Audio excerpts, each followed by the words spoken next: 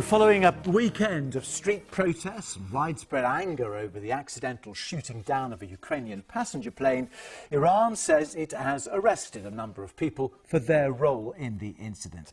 All 176 passengers and crew members on board the airliner were killed when the aircraft was shot down as it left Tehran last Wednesday.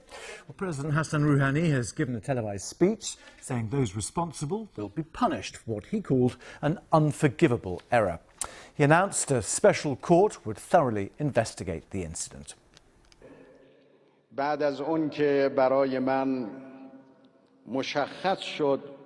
Immediately after it was made clear to me that the crash was because of a very painful and unforgivable mistake, I immediately instructed the officials to make this information public and tell the people. This incident is an extremely bitter incident, and it is extremely hard for people to accept. Even if the aircraft had crashed because of technical problems, it still would have been very hard to take. But after it was confirmed that it was human error that led to this tragedy, it compounded public sorrow many times over. Hassan Rouhani. Well, the British Prime Minister Boris Johnson has been talking to the BBC's Dan Walker about that incident. This is a little of what he had to say. The most important thing now is that tensions in the region calm down. And I was actually in Oman just at the weekend talking to people in the region, and they don't want a military conflict between the West and Iran. I don't want a military conflict between us, between the United States and Iran. Let's dial this thing down.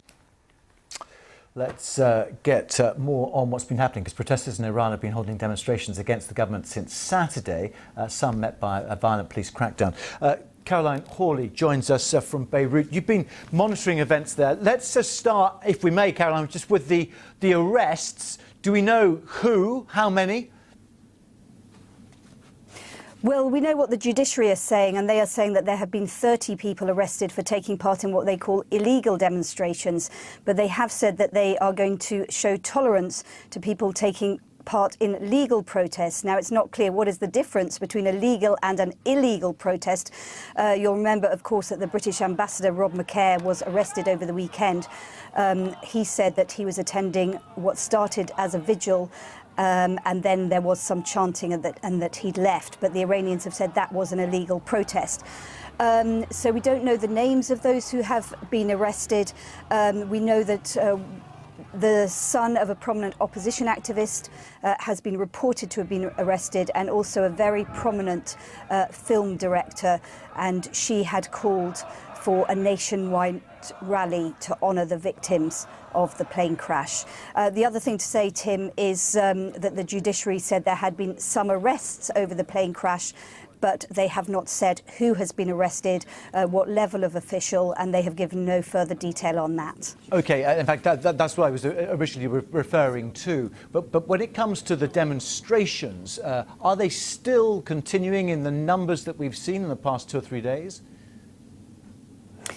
It's hard to be honest, because independent reporting is not possible to judge the scale of the protests. What's very, very interesting is that Iranian state media has started, or news agencies affiliated with the state have started to report on the protests, but we know that they took place on Saturday, on Sunday, on Monday yesterday as well. We know that riot police were out, that batons were used, and there are some indications from videos posted on social media that live fire was used, but it's hard to get a sense of the exact scale of this. What we do know is that there is absolute fury over what happened to the plane crash and everything that led up to it, basically, and that anger has not gone away and is not going away.